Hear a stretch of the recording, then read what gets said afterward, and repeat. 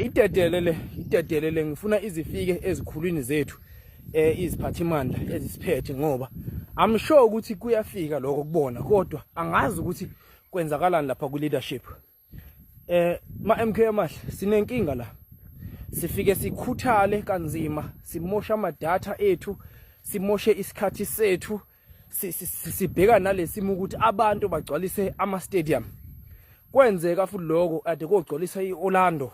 Sapina sagqugquzela abantu kwasetshenzwa kanzima ukuthi abantu baphume ngomningi babo bogcwalise iOrlando.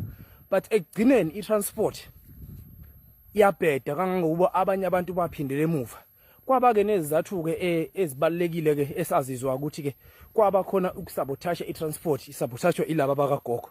Okay, it's fine, sadlula lapho. Manje umbiko engiwutholayo eFrostrolas anganoma ngibiza kahle yini. Kade kuthiwa kogcwalisa nakhona istadium. Kunabantu ekuthiwa basale ezitobhini iTransport ade kuthiwa kuzofika amabhasi kwagcina sengasafika ngamabhasi kwafika sekufika ama-taxi. Angazi ukuthi-ke i-leadership iza explainer ithi kwenzekeni khona. Namanje sibhizi gqugquzela abantu ukuthi bayogcwalisa iOrlando iMabhida Stadium kulo December esikuona njengamanje. Ekugcineni konke lokuzodicelelwa phansi ngokuthi iTransport kuthiwa amabhasi azaphuma kodwa ekugcineni amabhasi ngeke azaphume.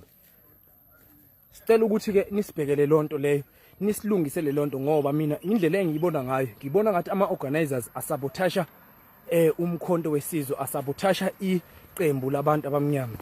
Thina mengingacaca nje ukuthi ukuhamba kuyimali, we don't mind paying our own transport. Asinankinga naloko ngoba kumkhonto siyaziyela ngothando, asidingi ukuthi size sincengwe ngeimali, sincengwe nangemsebenzi yo EPW cha.